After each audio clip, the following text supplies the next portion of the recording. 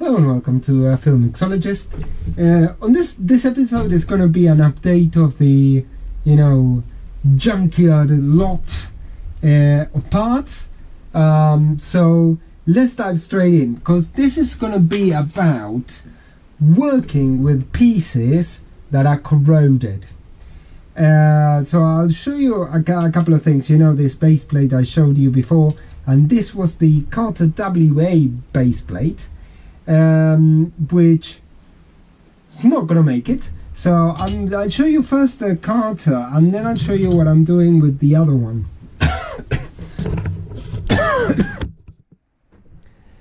So, as you can see here, I had a bit of a problem. The first problem I had is that I tried to take the idle mixture screw off, which was here, and the bolt just completely sheared off. So that's a bit of a problem. So and as you know, the throttle shaft was totally frozen. So what I did is I took off the throttle plate, which that came out kind of okay, and I tried to apply as much heat as I could to try and get everything off. Unfortunately, what happened is that, as you can see here, in this section here,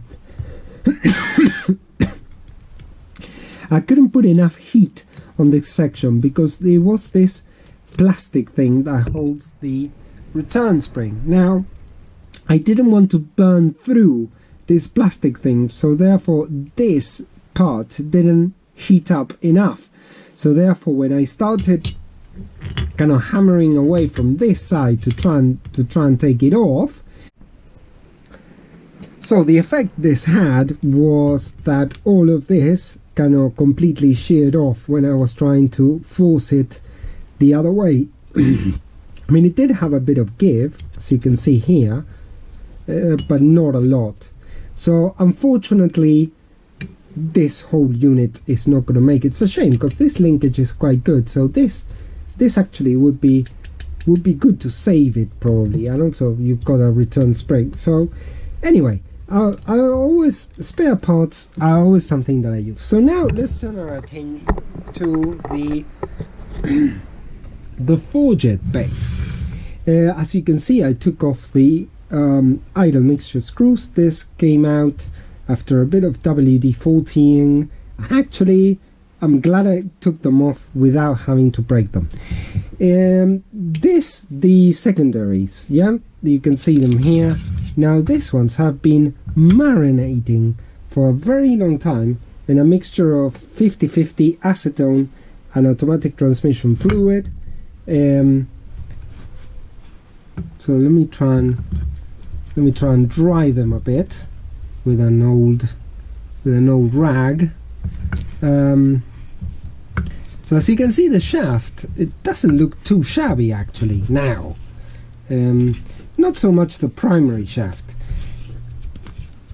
So this side still has no movement whatsoever. However, if you look at the primary side, there is a tiny bit of give. But as you can see, what it moves more this side than this side. So there is an unequal movement.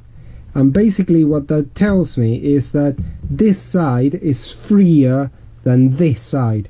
So what I need to do now is I'm going to try again with some heat, putting some heat on this piece, but I'm going to take off all the kind of vacuum takeoffs and all of this, just so that I have a clean, piece to work on.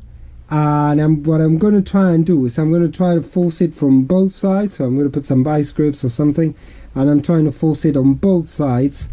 For now, for the time being, I'm not going to take off the throttle plates because I want to try and keep them in place. I might take them off to take the shafts off, but not for the time being because I just want to see if I can get the throttle shafts to move, and then I can do something else.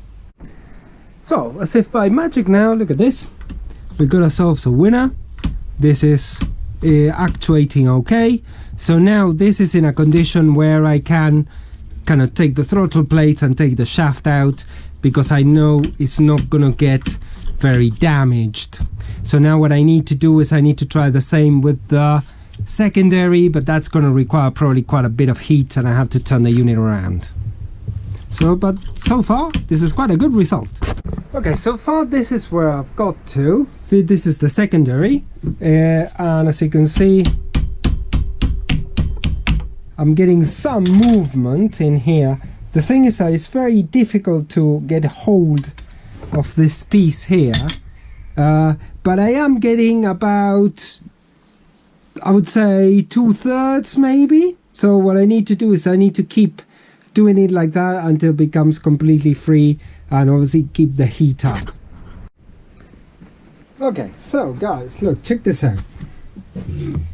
Let's do the secondary first. Look at that.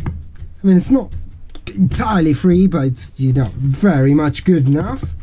And this one, the secondary, the primary, sorry, it's a bit tight yet, but it's moving. So I think now it is in a good enough position for me to, probably I'm gonna have to, there you go, it's quite tight, except this one, the secondaries, look, they move pretty well,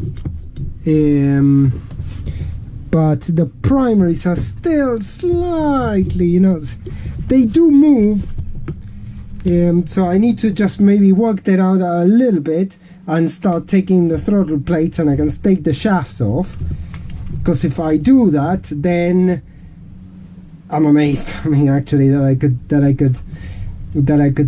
I could rescue this unit. It's crazy after the state it was in. So evidently the technique works. Let's see, this is getting a bit tight again. So obviously, as it's losing temperature, probably is wanting to tighten up again. So it's important to, you know, keep it going. But if I, at least now that I know that if I heat it up a bit, I take off the throttle plates, I should be able to slide the shafts away, which is a real winner. So I'll show you once I do that the state let's say the shafts were in. Now, well, there you go. Look at this. Look at the state. Look at the state of this unit. It's absolutely crazy. The amount of corrosion it had. Well,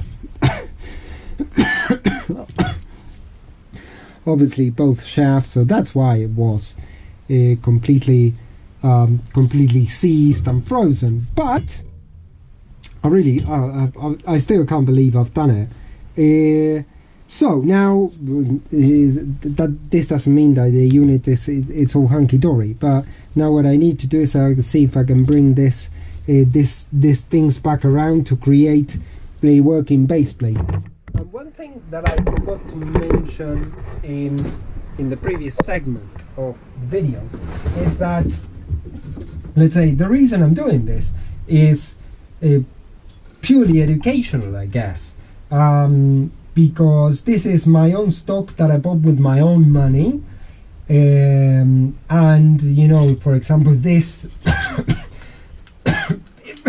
if it breaks off completely, you know, it's on me basically. So that's the only thing that can go wrong. And the same thing with this. So I bought it to see, you know, what is it that I can do, maybe make a few videos and trying to, you know, share with you guys some techniques about doing it. So therefore I think we're gonna bring this thing to an end.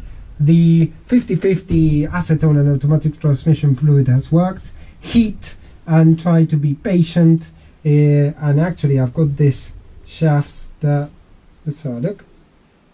Yeah, this is good, and this is good as well. So now I need to start cleaning this thing up, see if I can if I can bring it back around, which will be quite the doing actually. So see you on the next update.